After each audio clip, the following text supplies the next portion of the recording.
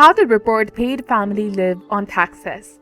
Hi guys, welcome back to our channel. Today in this video, we'll be discussing about reporting paid family leave on your taxes. So make sure to watch until the end for all the details.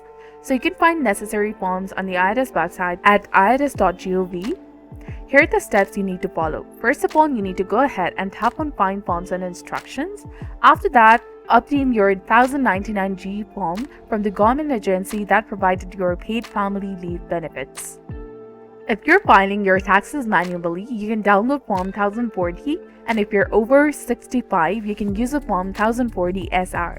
On the first page of the form, you can locate the section labeled as Other Income, and here report the total amount of the paid family leave benefits from your 1099-G form.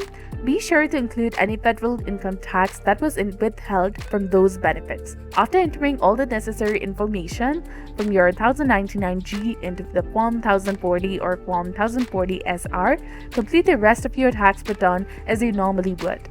Keep in mind that depending on the state's tax laws, you may also need to report your paid family leave benefits on your state tax return. Check your state's tax website for confirmation. And finally, double check all the information you have entered to ensure that it's correct and submit your return before the deadline. And that's it. You can follow the steps to report your paid family leave on your taxes. So thank you so much for watching. If you found this guide helpful, please like, share, and subscribe.